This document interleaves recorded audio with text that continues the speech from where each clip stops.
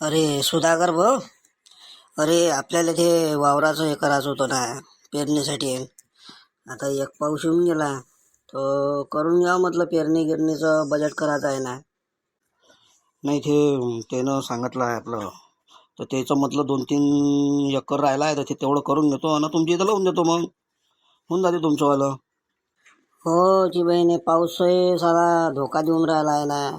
कोणी इकडे पाहिलं तर लय येऊन राहिलं ना, आपल्या इकडे काहीच नाही आहे. कोणी एरियात तर थेंबही नाही आला बा अजून. आपल्या इकडे तरी 1-2 झाले कसे हलके फुलके. म्या म्हटलं आता जराशी बोल गेली आहे, तर करून घ्या म्हटलं. पेरणी फिरणी जरासं ते चिवटा चावटा निघून राहिला आहे, तर थोडी होऊन जाते. पेरणी होऊन जाते, आजच्या आज झालं तरी चालून जाते बा. आता पाऊस सांगितलं तर आहे जी बहीण. हो ना सर, त्याचं ते 2-2.5 घंट्याचं राहिला, मी बाद येतो तिथून मारून आणि तुमचं करून घेतो मग. झालं मग, त्याचं झालं का तुमचं आहे. आजच रोटारेटर होऊन जाते, संध्याकाळपर्यंत आपण पेरणीचं निपटून टाकू. होऊन जाते आज. कोण आहे बडं हे पोरगं? नवीनच दिसून राहिलं. अरे मायाच पोरगं आहे ते. ते ॲग्रिकल्चर करून राहिला ना तो दिल्लीले.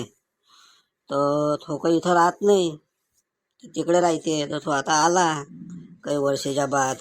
चला बाबा म्हणे, बाबा येऊन तो म्हणे वावरातून, तर म्हणून आणलं त्याला इकडे. बापरे, तुमचं पोरगं आहे सर हे? पाहिलं तर नाही बरं, दिसलं तर नाही अजून गावामध्ये. बापरे बाप, एवढं मोठं पोरगं आहे का हो तुम्हाला? अरे हो, मायाच पोरगं आहे. मायावर नाही गेला आहे ते, ते त्याच्या मायावर गेला आहे म्हणून तुला असं वाटून राहिलं, पण मायाच पोरगं आहे ते. त्याचा मामा राहते की तिथं दिल्लीत.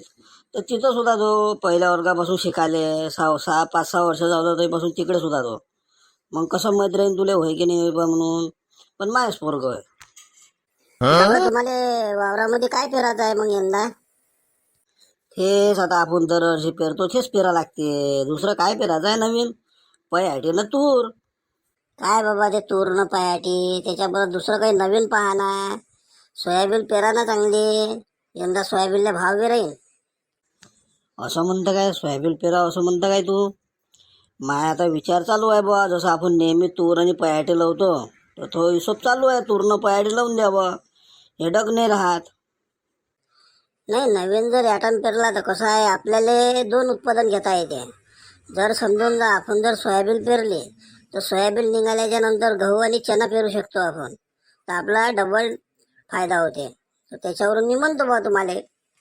आपल्या जमिनीत कसं आहे, सोयाबीन होत नाही ना. पण मागे आता 1-2 डाव पेरून पाहिला, आपल्याला जमलं नाही ना, काही झालं नाही. तर मग कसं आहे, आपण आता जसं तूरनं पयाटे लावतो, तर त्याच्यामध्ये आपला खर्च निघून जाते. म्हणून माझा जसा विचार आहे असा चालू. काही नाही बाबा, यंदा आपण ट्रायच करून पाहू ना. सोयाबीन टाकू, सोयाबीन झालं म्हणजे चना टाकू आपण काबडीवाला. काबडी चण्याला जास्त डिमांड असते. तर माझं जसं म्हणणं आहे का आपण चना टाकू सोयाबीन निघाल्याबरोबर, म्हणजे 2 उत्पन्न घेऊ. पयाटीचं कसं आहे, लाल्या गेला तर तिकूनही आपतच आहे.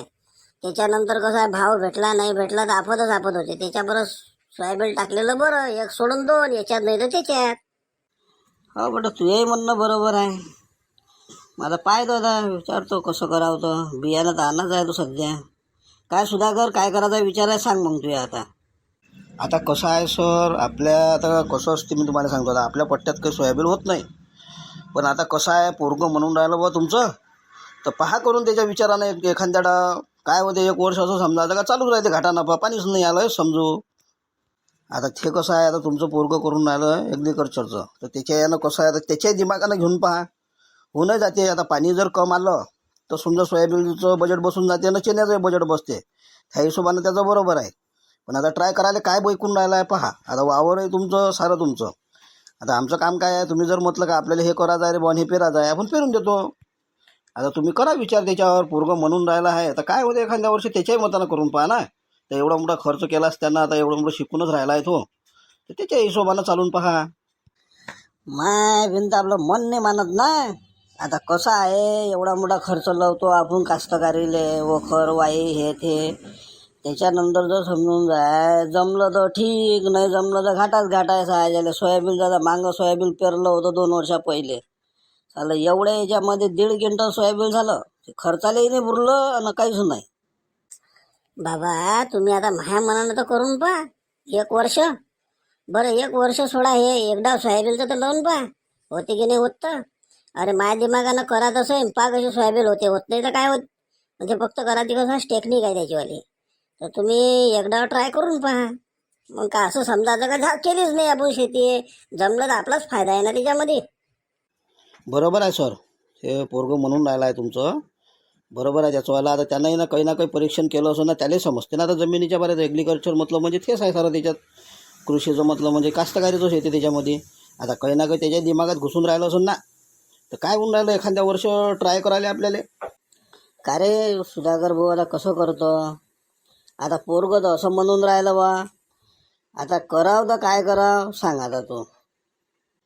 आता सर ते कसं आहे मी तुम्हाला सांगतो. आता आपल्या पट्ट्यामधून सोयाबीन मिनिमम नाही काही तर 8-10 वर्ष होऊन राहिले आहे.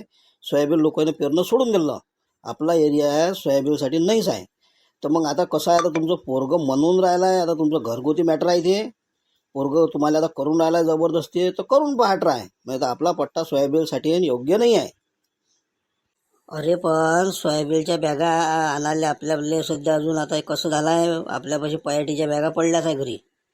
हा, आणि तुरही आहे. तर माया कसं म्हणणं आहे, आता घरचं बियाणं वाया जाणार नाही का, सोयाबीन आता दुसरं आणावं लागेल, अजून पैसा नाश होते त्याच्यामध्ये. मग आता कसं करतं.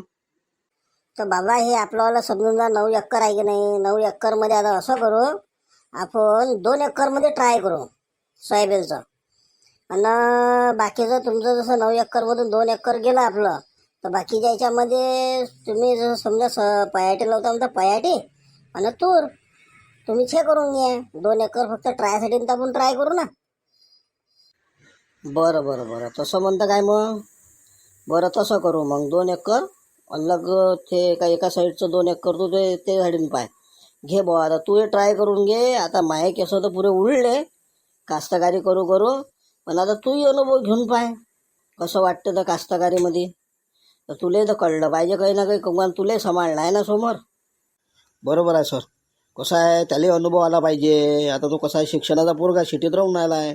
आता त्याला काय तेवढा अनुभव नाही आहे जमिनीचा, तर त्याला घेऊ द्या ना अनुभव, त्याला कळन ना. कसं आहे जमीन कास्तकारी म्हणणं आणि करणं याच्यात लय फरक पडते. ट्राय तर करून तर पाहू द्या त्याला ट्राय. चला मग सर, मी येतो. तुम्ही आता घरी जाता का काय करता. हा तर तू सांग किती वेळा देऊ तर मी, म्हणजे मग कसं आहे, मग मी जेवण करतो घरी आणि येऊन जातो. हा मला 2-2.5 तास लागते सर. तर तुम्ही असं करा, जेवायला चालले जा घरी. मग मी तुम्हाला तिथचं झाल्याबरोबर तुम्हाला फोन करतो, तसं तुम्ही येऊन जा मग. बरं सुधाकर, आपल्याला याला किती वेळ लागल, किती घंट्यामध्ये होईन हे कम्प्लीट समजून जा आपलं. 3 घंट्यात होऊन जाते सर. कारण जास्त काही आहे नाही, वरतच पापडीच पलटो नाही आपल्याला. ज्या भरभर होऊन जाते हे, काही एवढं वेळ गिळ नाही घेत त्याला, लवकर होते. कसं करतोय, पेरणी यंत्र आणा लागन, बियाणं बी घरीच आहे. मग मग ते आणायला जा लागन ना मग आपल्याला. हा ते एवढं झालं का घरी चाललो जाऊन, ते तिथून मग ते पेरणी यंत्र मी हे करून घेतो ना, त्याच्यानंतर बियाणं टाकलं का आलो का आपलं 2-2.5 घंट्यात पेरणं होऊन जाते. संध्याकाळ 6 वाजेपर्यंत होऊन जाते आपलं पूर्ण कम्प्लीट. हा तू भाडा गिळा घेऊ नको, कोणाचं अर्जंटही आलं तर एवढं आज करून दे. आणि मग भलं तू कुठेही कर, मग तुला जिथं वाटते तिथं पाच बस. मग पहिले मायावाला करून दे तू अर्जंट. हा हा सर, करून दे तुम्ही तुमचं. चला मी जातो आणि ते त्याचंवाला पहिले निपटवतो आणि तुमच्या इथे येतो. तुम्ही चालले जा. तुम्ही नाही बी राहिलं तर मी चालू करून देतो इकून. आणि तुम्ही मग इथं आल्यावर तुम्हाला फोन करतो. तुम्ही ते पोते गिते काढून ठेवून देता घरी खाताचे.